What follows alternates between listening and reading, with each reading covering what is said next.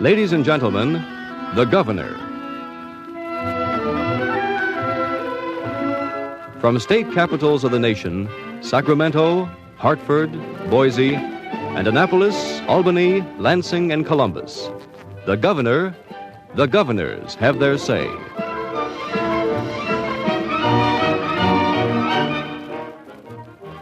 In observance of the 10th anniversary of the establishment of the State of Israel, in cooperation with the American Committee for Israel's 10th anniversary celebration, the Governor Salutes Israel.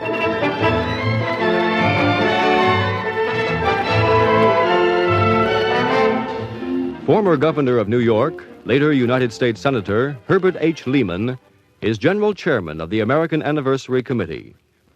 The committee's membership of 500 is a distinguished cross-section of American leadership. At Senator Lehman's invitation, these governors, who will now identify themselves, are participating in this Salute to Israel. Going west to east, from Sacramento, Goodwin J. Knight, Governor of California. And from Boise, Robert E. Smiley, Governor of Idaho.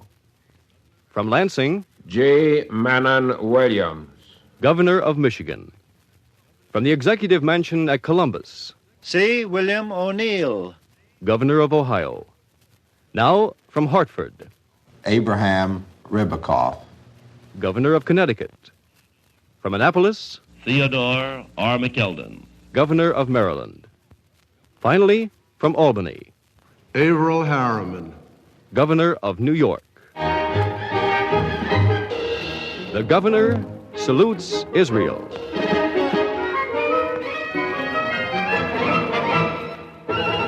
Ladies and gentlemen of the radio audience, the 7 governors whom you are about to hear are distinguished Americans of varying backgrounds and political parties.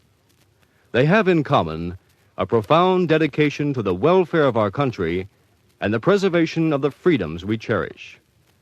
They have in common, too, membership on the American Committee for Israel's 10th anniversary celebration. From California, Governor Knight. April 1958 will mark the 10th anniversary of the establishment of the Republic of Israel as a sovereign nation. This occasion is being observed throughout the United States and will offer the American people an opportunity to acquire a broader understanding of the achievements of Israel, and thus give added strength to the bonds of friendship which link our nations. The people of the United States, and especially those of the far West, have a keen appreciation of the hopes and determination of pioneer men and pioneer women. Out of the hard work and the ambitious dreams of a great people, our nation has pushed back the wilderness and conquered the desert. Much of the inspiration for this was derived from the chronicles of the pre-Christian Hebrew people who were found and which were described in sacred writ. The efforts of the spiritual heirs of Abraham to reestablish a nation in their ancestral homeland have been watched with great interest by the entire world. I hope that everyone within the range of my voice will join in extending congratulations and best wishes to the people of Israel as they celebrate the 10th anniversary of their existence as a modern nation. Thank you, Governor Knight. From Idaho, we bring you Governor Smiley. It gives me great pleasure on the occasion of Israel's 10th anniversary to say, along with millions of fellow Americans, including the distinguished men with whom I share this program, happy birthday, Israel, and long may you prosper. As an American, Israel means much to us. Out there in the Middle East, where world democracy competes against world communism, it is good to know that we, the United States and the rest of the free world, have a staunch, fighting, courageous ally who will not let us down. Just let us see to it that we don't let Israel down. Then I'm an Idahoan, too. As a citizen of our great state of Idaho, I can appreciate what Israel is, what Israel has accomplished, what Israel can be given peace, territorial guarantees, and security. A few figures illustrate what I mean when I greet Israel as an Idahoan. Idaho is a farm state, and agriculture is vital to Israel. From the year it was established in 1948 until 1957, the people of Israel have more than doubled their cultivated agricultural area, from 412,000 acres to something over 956,000 acres. From 1948 to 1957, Israel increased its irrigated acreage almost 4 times, from 75,000 acres to 275,000 acres. Water usage was in that period quadrupled, from 250,000 million cubic meters to 1 billion cubic meters. These figures are extremely impressive, for Israel recorded these vast advances in the face of war, boycott, and political and military threat, in the face of evil meddling in the Middle East by that most evil of all the big powers, the Soviet Union. The kind of progress that Israel has made is the sort of thing that we Americans and we here in Idaho can take to our hearts. Only one other country in recorded history has made the kind of strides that Israel has made, and that, of course, is our own beloved United States.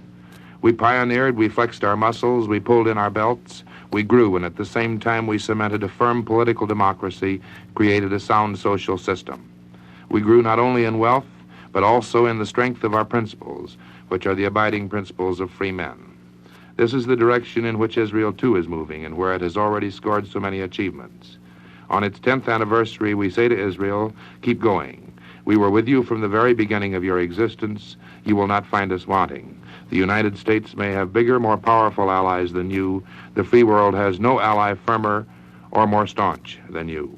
From this state of Idaho to you in Israel, from our beautiful lakes to your Lake Kinneret, from our farms and our forests to your settlements and newly planted afforestation areas, and from our capital of Boise to your capital of Jerusalem. On behalf of myself and on behalf of the people of Idaho, I greet your nation on its 10th birthday.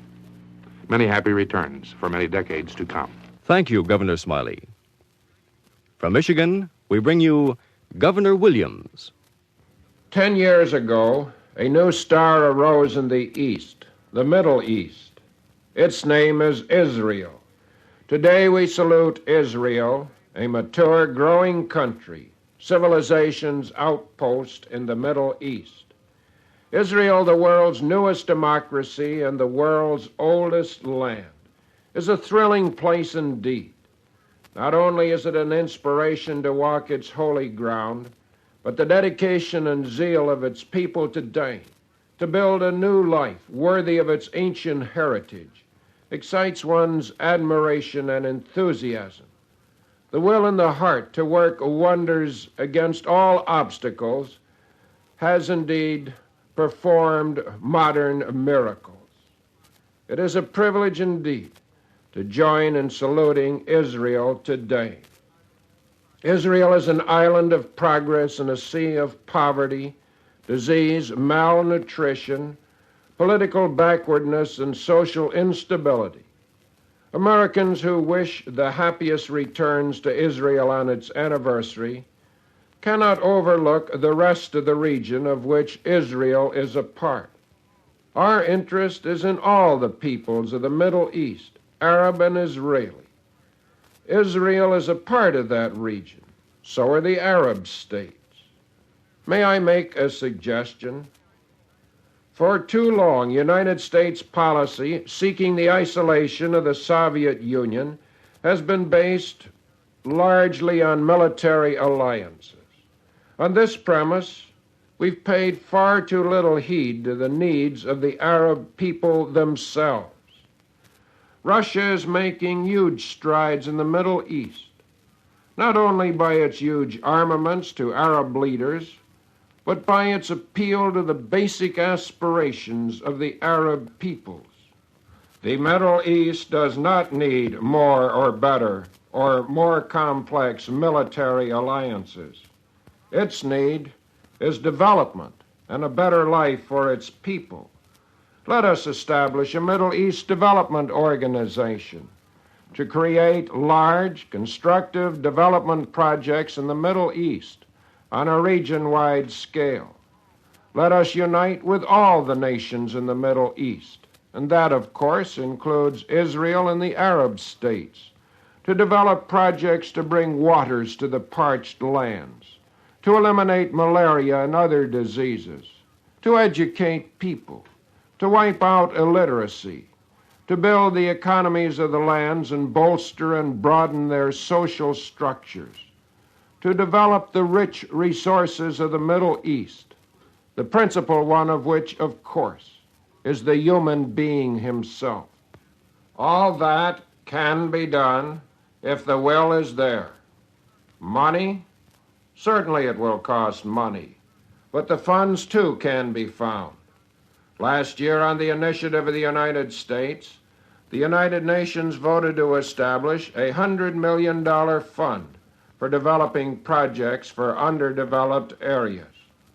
The Secretary General of the United Nations has said that when and if that new fund gets going, the monies could be used for region-wide projects instead of for projects that stop at national boundaries. Well, let's get the fund going. It is a start, and more funds could be made available by the United States, and by the use of even small percentages of the royalties and profits being amassed through the exploitation of the Middle East's vast reserves of oil. Here, then, is a real challenge to us. Once the peoples of the Middle East have learned to work together, they will learn to live together. Again, congratulations to the State of Israel on its 10th birthday, and many, many happy returns. Thank you, Governor Williams. From Ohio, Governor O'Neill. Happy birthday, Israel. Millions of us in the United States are saying that today, as we hail Israel on its 10th anniversary. But as we mark that happy day, we must note that our purpose is far deeper than mere celebration. Our purpose is, or should be, to emphasize the interdependence of America and Israel in a world where the forces of freedom and democracy must stand together, or together face attack and even extinction. One of the world's two giant powers, the Soviet Union, is out to embroil the world in conflict through its manipulations of certain Arab states which are sworn to destroy Israel. As Israel stands up against Goliath, it is fighting not only for its own security, but for the security of the free world. No country is of greater strategic importance to the peace of the world today than Israel.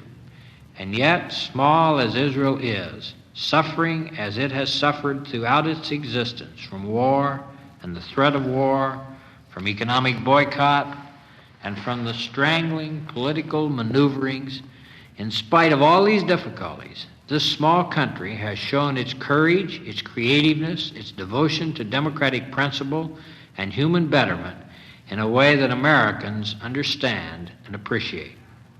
Israel has admitted more than 1 million peoples, almost half of them refugees from the Arab countries.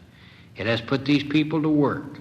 It has built and developed its land, created a progressive, industrialized economy, established a social system containing the ingredients dear to Americans: freedom of religion, compulsory education, public health services, and social security, political democracy without prejudice and without bias against any race or creed. Understanding and the appreciation of the efforts of pioneers come naturally to Americans. What Israel's growth, struggle to survive, advance, what these things have entailed, we Americans understand and applaud wholeheartedly. And when, in addition, Israel proves herself, as she has proved herself in her first decade, a bastion of democracy in the vital Middle East region, as a defender of freedom in the Middle East, when Israel proves herself, as she has, as a pilot plant for human rehabilitation, we must say, hail, friend. Your freedom is tied to our freedom. Your security is meaningful to the stability of the entire world. Greetings, Israel. Thank you, Governor O'Neill. From Connecticut, Governor Ribicoff. Israel's 10th anniversary is being celebrated this year in Israel and all countries where free men live. Here in the United States, Americans join in hailing the people of Israel on the attainment of their 10th anniversary. The United States of America was the first country to recognize Israel and to welcome her into the family of nations. But even as we extend our hand in greeting, we must pause to evaluate the situation in the Middle East. 9 years have passed since the armistice agreements were hammered out between hostile Arab states and Israel. Yet there is no peace in the Middle East. This despite the fact that each of 4 armistice agreements states specifically that the armistice is a stepping stone on the way to peace, full, complete peace, not merely a cessation of war, but peace in the fullest sense. Where is that peace?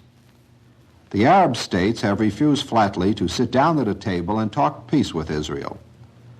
Indeed, every Arab state has announced publicly, openly, and repeatedly that Israel does not exist, and this non-existing Israel must be wiped off the map.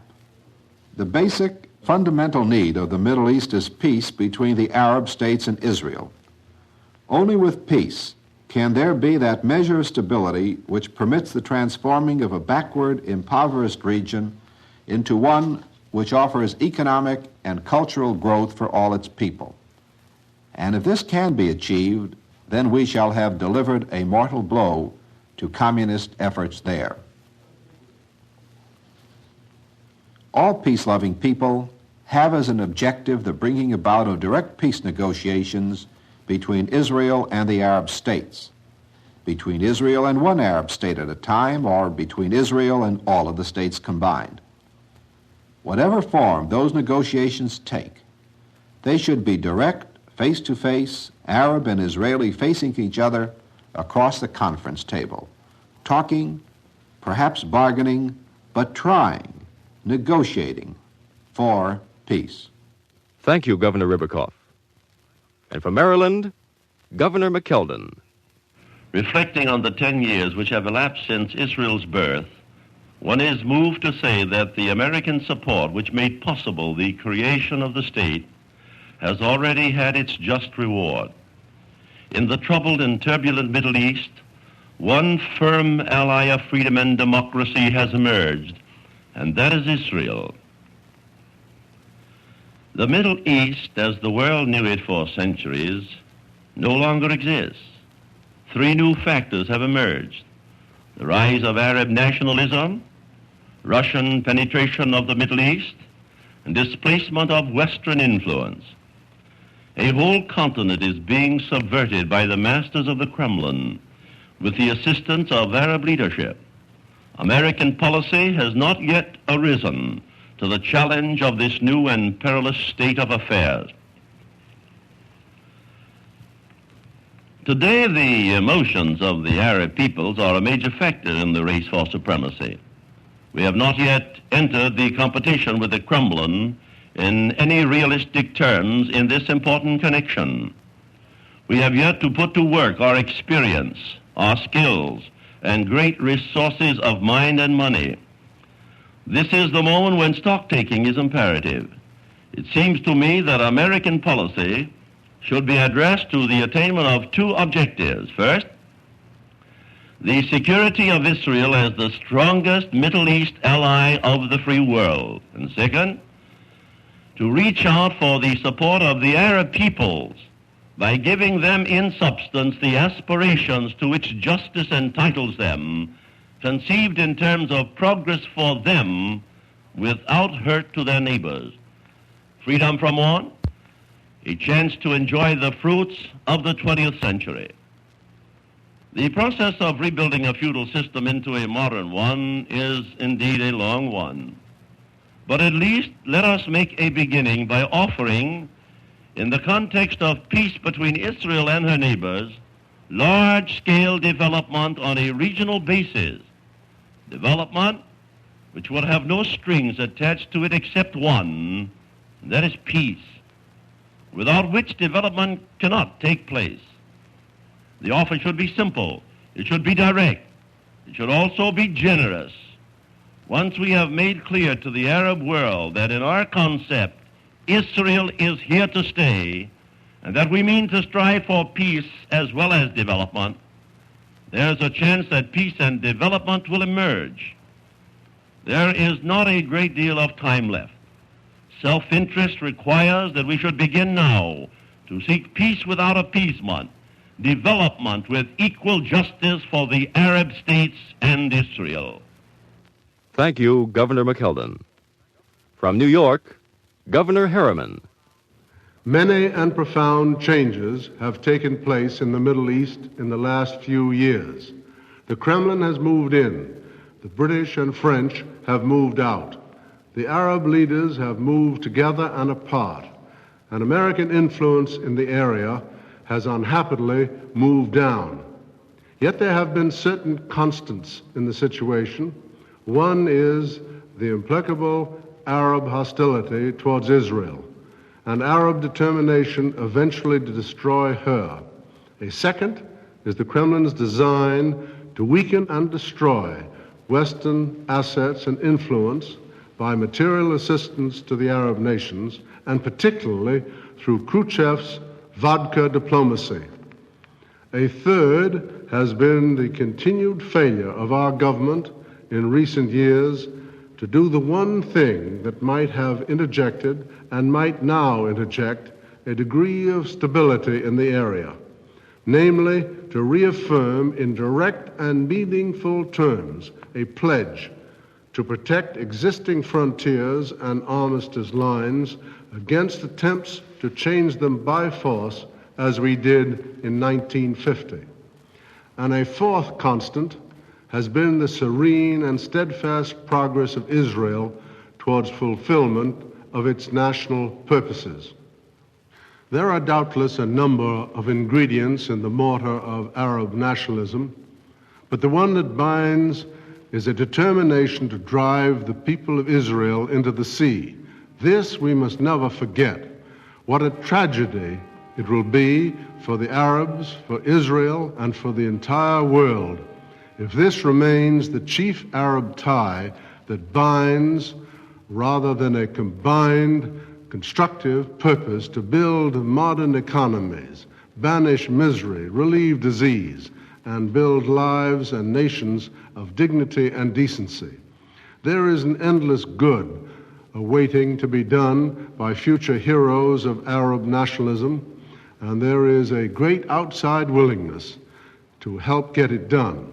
How fervently one hopes that destructive purpose may be abandoned and a constructive course set. It should be a primary purpose of American statesmanship to convince Arab leaders that any movement that has destructive purpose at its core is bound to fail, and that we're going to see to it that it fails.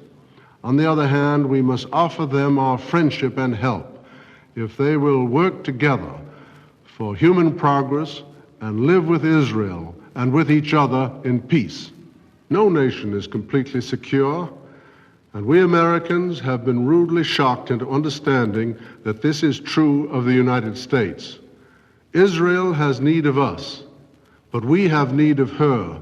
In this spirit, let us celebrate with Israel the 10th anniversary of her independence. Thank you, Governor Harriman.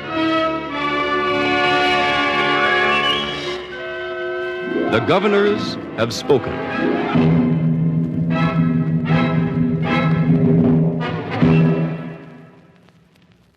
The Govener Salutes Israel was a special presentation in observance of the 10th birthday of the independence of the State of Israel. Brought to you in cooperation with the American Committee for Israel's 10th anniversary celebration. The governors you have heard on this program are all members of the committee, as are more than 500 other distinguished Americans of all faiths and political persuasions. Transcribed music was used by permission of the American Federation of Musicians, James C. Petrillo, President. This program was produced by Saul Carson. Your announcer, John Cosier.